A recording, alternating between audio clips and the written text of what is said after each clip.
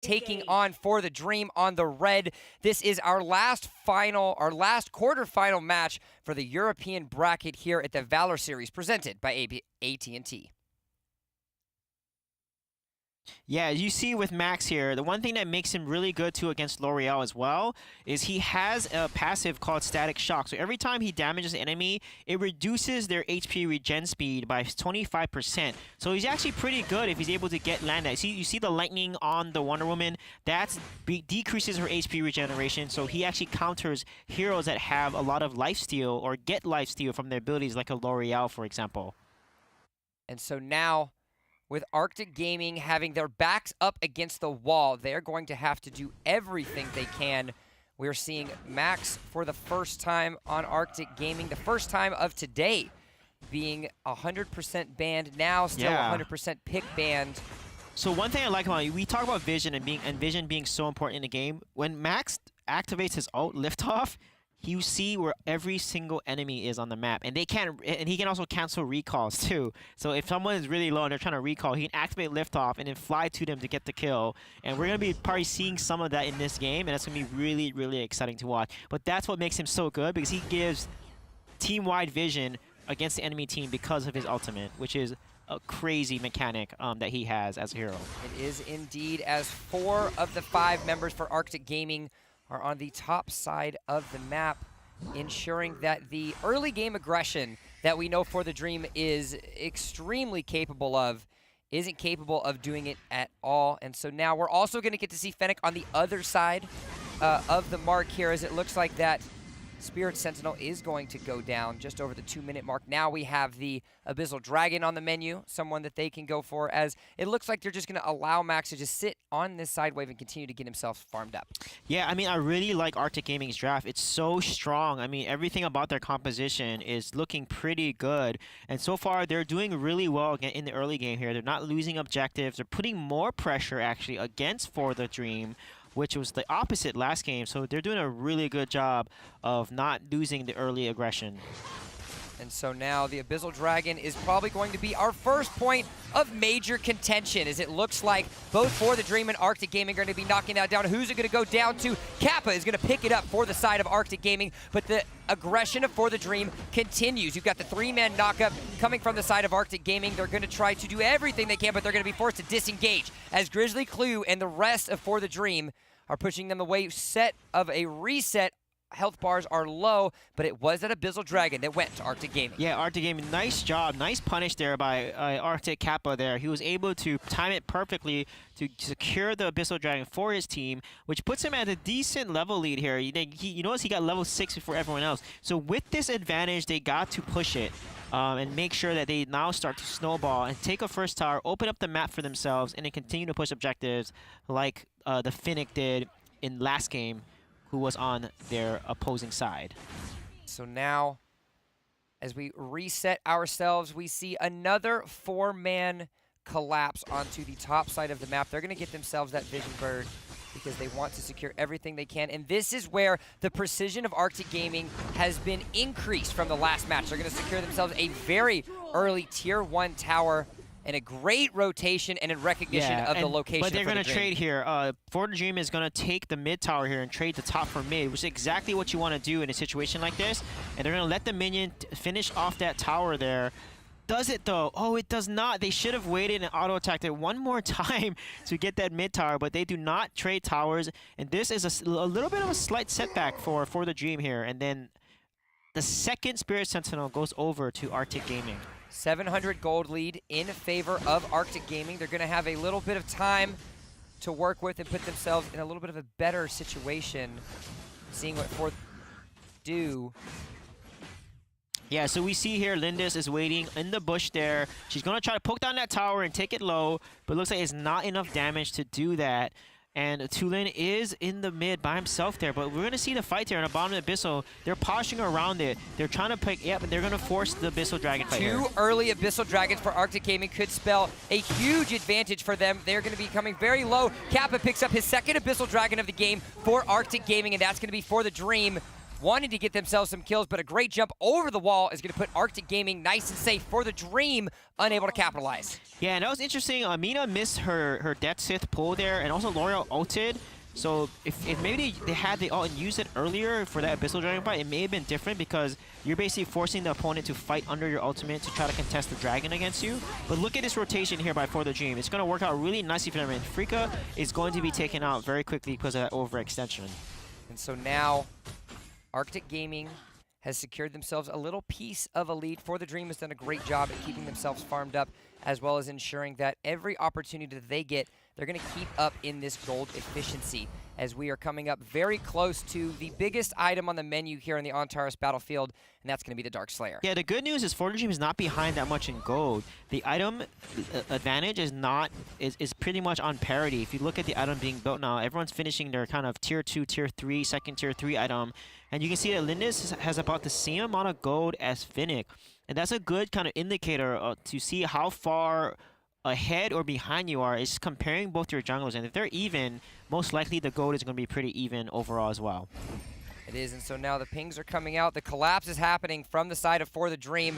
Freak is going to cut out. He's going to get a nice 3-man stun. Rez is being forced to have to move where he wants to be. Arena of Violet and the rest of the team are coming. This is going to be a 4v4 situation, 5v4 situation rather, for the Dream in the lead. They do not have a minion wave to work with, and there's also a lot of CC on the side of Arctic Gaming, so they're not capable just quite yet of pushing that bot lane turret. Yeah, that was an interesting engage. It was a nice disengage by Arctic Gaming there. A really good job on Frika there to land a 3-man Lumbar Earthshatter onto the enemy team, knocking them up and slowing their collapse so that his allies are able to disengage and escape just in the nick of time. And look at them. For the Dream is posturing around the dragon here. They're doing a really good job setting it up. And let's see if they're going to be able to take it here. But it looks like they're not going to focus it. They're going to have to make sure that they're super careful, because if Arctic Gaming secures themselves a 3rd Abyssal Dragon in the world, disaster could potentially be spelled. You can see everything very low. And Arena of Valor is able to take that. Wow. Going to force the disengage by Arctic, and just like that, we were terrified. That was a nice cyclone too. I mean, the side of Arctic Gaming, Kappa put a nice cyclone to zone them out so that they would not be able to get close to the Abyssal Dragon and auto attack it.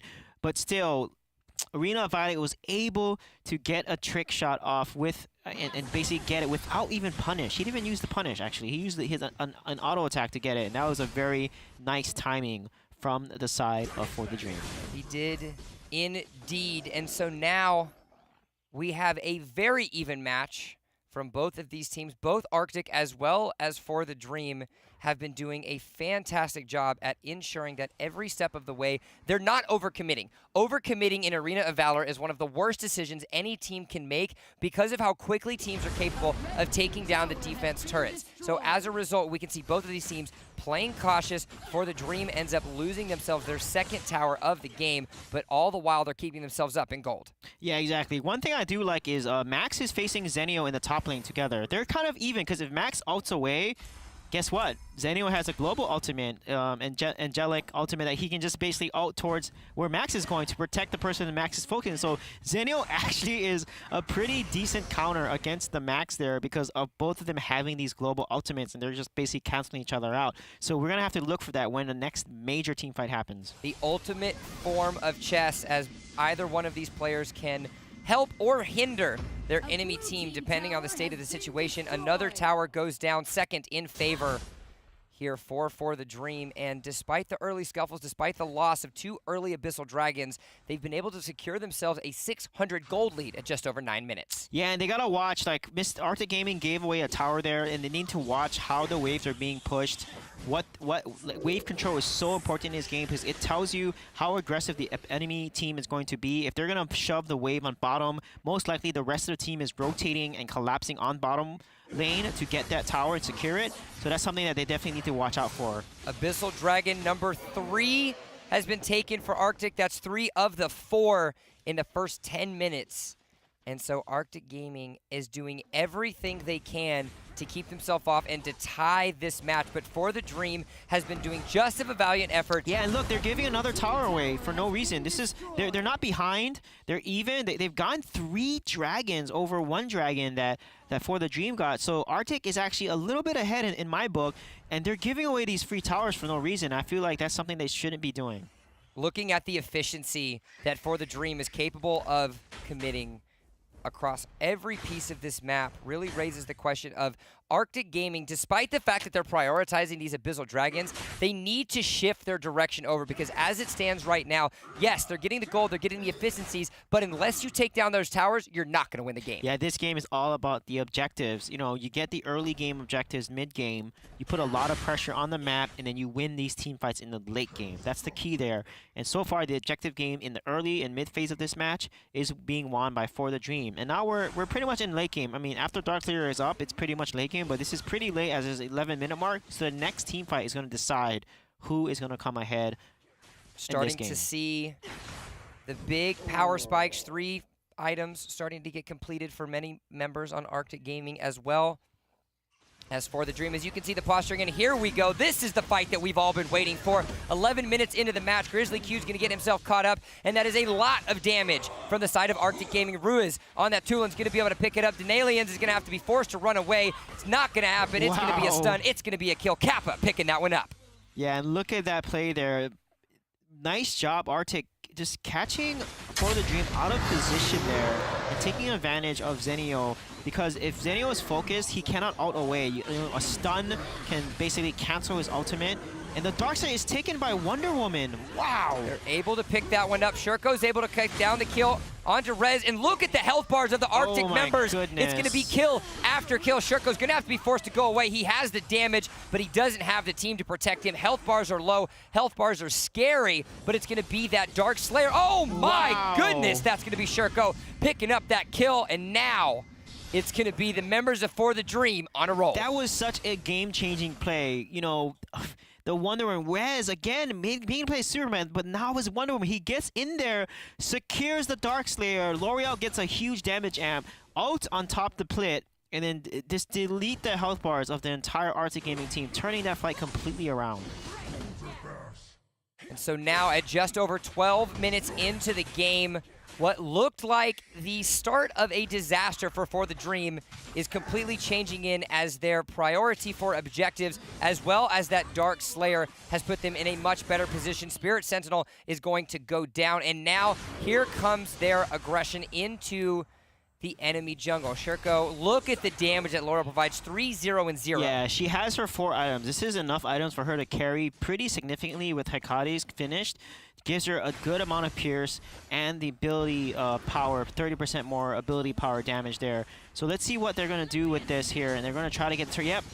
And this is where on the turret here. They need to stop her and get her off that turret. This is where things like could potentially be scary. Opening up the inner circle of Artic Gaming's towers are going to be very deadly if they're not careful of doing so. Denalians is going to decide to go back. He wants to get health bars up back to full. Abyssal Dragon is going to go down, and here we go. For the Dream starting to push themselves out. It was even, but now they've secured themselves a 3,000 gold. Yeah, it's really because For the Dream is getting just more map control. I mean, they have more pressure, and Artic is playing more scared, and they shouldn't be. They're not that behind. If you look at the items, it's not that bad. It's back and forth, actually. And because of how they're playing and how they're giving up map control, and look at Artic that. is losing the lead. You saw that gold, the charts, like we said, it was back and forth, and then things started turning out in its head at the beginning of that Dark Slayer. And so now, every little whittle, every little piece of HP taken away from that inner turret is exactly what the members of For the Dream are wanting. And here they are. Artic Gaming is going to go on themselves a nice little defense. Rez going to do a lot of damage, take a lot of turret shots, but it doesn't matter because the team is there to help out in the wayside. The damage of Shurko is unbelievable. The onslaught is real. Yeah, and For the again, Dream. she has her smite up. Her Judgment Circle is up, and you cannot try to contest L'Oreal there with her ultimate. And Tulin paid the price by trying to do that.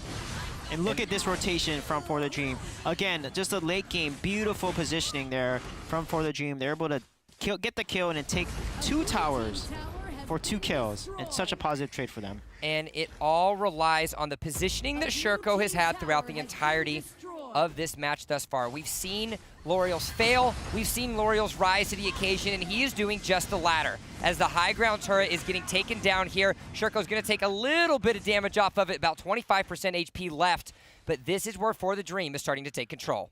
Yeah, and Lindis has that Frost Cape, and 3 members of the side of For the Dream has Frost Cape. That is so much slow and CC, along with the knockup, along with Mina, Taunt, and Death Sit that can pull in an enemy hero.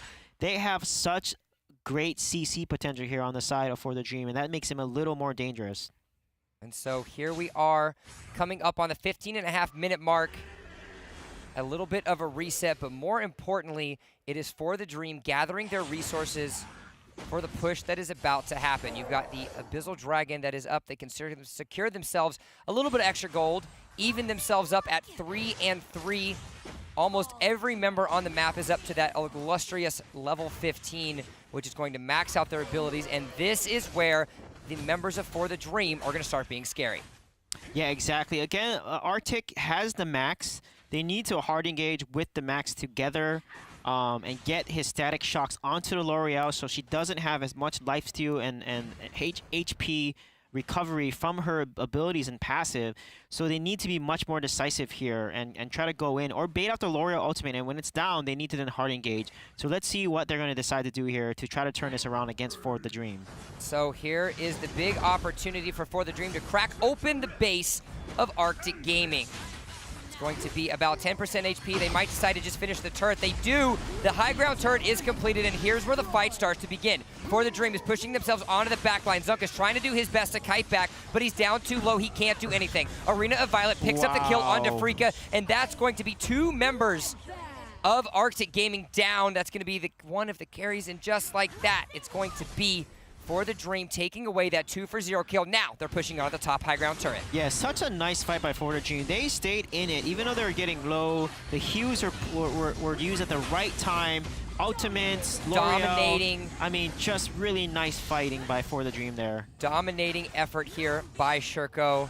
Arena of Violet was the one we talked about the entirety of the pregame. We were expecting him to pop off. The skills have been done, but it's been Sherko that has carried the last couple games on this L'Oreal.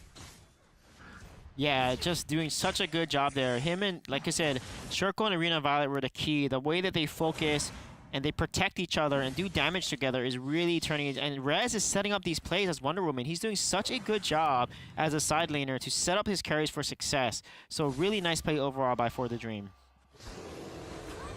Coming up at the 17.5-minute mark, full builds are starting to get finished, and both of these teams will have the max potential for the compositions that they drafted right before the beginning of this game. The Abyssal Dragon is up and available, but more importantly, the Dark Slayer is here. And at this stage in the game, with the death timers as high as they are, one bad move from either team could spill death. Yeah, that's an interesting item I want to point out. The Finnick, Kappa got Hyoga's Edge, which is a defensive item. It gives 100 ability power and magic defense and 1200 HP. And the normal attacks basically allows the wearer's attack speed increases by 10% and reduces the target's movement speed by 25% for 2 seconds. But that's a really interesting item on Finnick. Finnick is an attack damage hero, and you don't really need the magic damage or the slow from Hyoga's Edge. So that's a very interesting item that he decided to build there on Finnick. And so now For the Dream wants that dream to become a reality. Dark Slayer makes that even more of a possibility, as now they've got the pushing power. You've got 2 high ground turrets. You've got Grizzly Q on the bottom side of the map trying to get that split push going. Multiple members are going to come down to try to contest that, but that's going to leave the base wide open and a horrible disadvantage to happen. Sherko and Rez are near the bottom side of the map. They're going to rotate on the inside. Denalians is going to get himself a little piece of the poke. Oh, that's nice going to be the double knockup, but I don't think that's going to be enough. Zunk is going to get down very low. Zunk is actually going to go zoink, and he's going to die. Freakin' might be the next on the menu. He's going to go down as well. That's going to be 3 members, and it looks like it's going to be the core as the final finish, and our 4th and final semi-finalist is going to be decided. It's going to be Artic Gaming going down For the Dream, turning that dream into a reality and securing their spot in the semifinals. Yeah, that was a key there. One thing Artic Gaming didn't do is Lombard landed a beautiful ultimate, Earth Shatter, onto Lindis, and that's their chance to go in. Max should win, and everyone should have went in all in, delete the Lindis, and could have turned the fight around, but they weren't able to capitalize on that. For the Dream basically takes advantage of that and wins.